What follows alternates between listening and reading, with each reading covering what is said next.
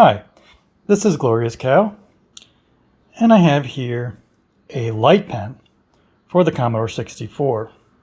I'm only showing this as a point of comparison. This is a very cheap light pen. It's entirely plastic. You might think these are clickable buttons. They are not. There's a capacitive sensor under there, but it's just a molded piece of plastic. The whole pen itself is ultrasonically welded or something, because I have seen no way to get a spudger into that little crease. The Commodore 64 supported 2 buttons. The IBM PC, Tandy, and PC Junior only have 1 button. But this is a type that is a little awkward to use. There were basically 2 styles of light pen. One would have a button on the tip, and when you pressed it against the screen, it would trigger, whatever you were doing, painting, selecting. This one is a little weird because you have to hold it to the screen, which may or may not do anything by itself, and then press one of the buttons. And since it's a capacitive button, it feels really terrible. You've got to tap it. It's like owning a Tesla. No physical feedback. I'll show you a more high-end light pen. This is the Warp Speed light pen for the IBM PC. Now you can see that they sold a few different versions of this. We have the light pen for color and monochrome. Now that's interesting because it has been noted a few times that light pens did not work terribly well on the original IBM 5151 monochrome monitor. The reason being is the phosphors had a very long persistence. And for whatever reason, that threw off the timing of the pen, making it very inaccurate. It has a pen clip of some sort, which I don't think I actually received, and an internal-external connector. That refers to the light pen header on the CGA and the EGA card. Notice that the Tandy 1000 connector is a different option. That's because Tandy actually had an external light pen connector on the back of the machine next to the DE9 video output.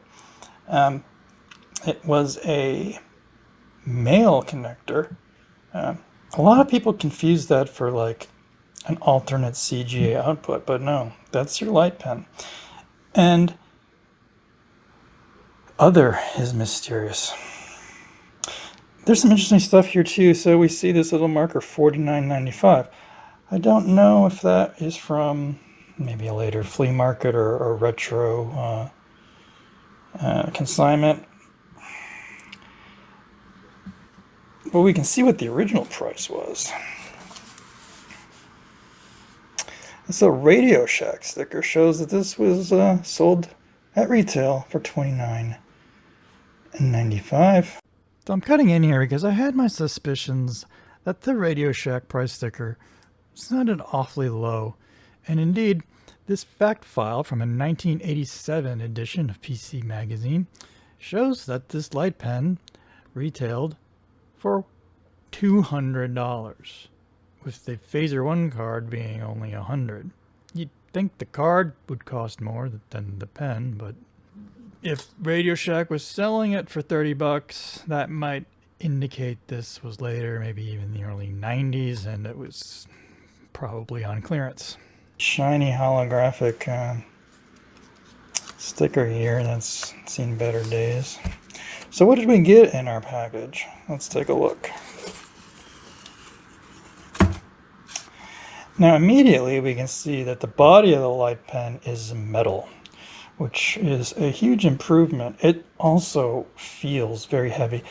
As everyone knows, heavy means quality. It's got a nice, telephone cord. You're not going to have any problems stretching that to your monitor. Just as a point of comparison, this cheap Commodore light pen, this cord isn't even like rubberized. It's like plastic. It's terrible. Anyway, enough about that thing. So, also this has the tip button, which is what you want. So when we press it against the screen, it's going to activate whatever action we want. Now,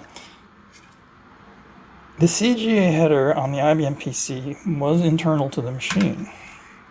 I happen to have a CGA card right here. And this is the light pen header. Mine's a little bent up. Hope you can see that. So, that was less than ideal, having a peripheral that has to snake into an internal connector. I mean, people were used to that. That's how the Apple II joysticks connected. But Warp Speed came up with a pretty interesting solution. So what we have here is this little box. And on the end, we have our header. And we have inside here the manual. And it looks like we have the original paperclip here, which is that's unfortunate. Well, it's nice that this is loose. It looks like they intended you to just stick this in a 3-ring binder.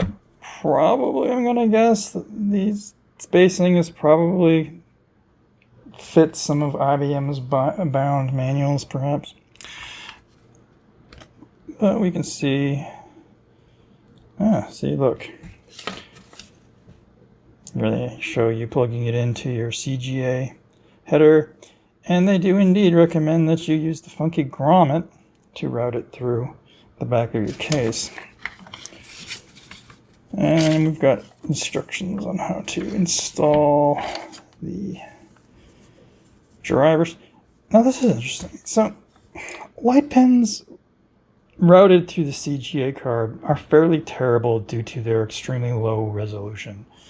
The functionality of the light pen is provided by the Motorola CRT-C chip here, and that is reading out character cell addresses. So naturally, the resolution of the pen is limited to a single character cell, or 8 pixels in low resolution graphics mode, and a whopping 16 pixels in high resolution graphics mode. So that is actually the mode you want to use in a drawing program. You want the highest resolution, but ironically it is the least precise when using a light pen. So this Phaser 1 card, this is an add-on card, and these were, they ranged from fairly inexpensive to ridiculous. And what they would do is sometimes you would pass the video signal through them, kind of like you might a Voodoo card, if you are young enough to remember that. And it would lock onto the VSync and do its own timings, like from a geometric calculation, instead of relying on backtracking from CRT-C addresses. It would be a much more precise, they call it pixel accurate mode. So we have some basic examples. It's kind of a fun period of time where like BASIC was a big thing for the layman who didn't want to dive into C or assembly language. So telling people how to operate hardware from BASIC was not uncommon. So I'll be scanning all this and putting it on archive.org, of course. Looks like there's some games on here.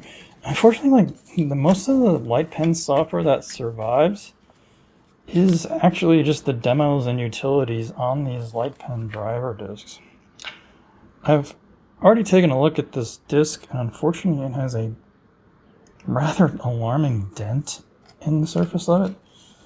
If we're lucky, it doesn't hold a lot of data, and that's not in an area that is important.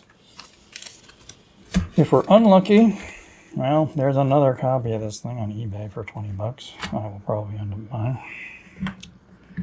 So, what can we do with this?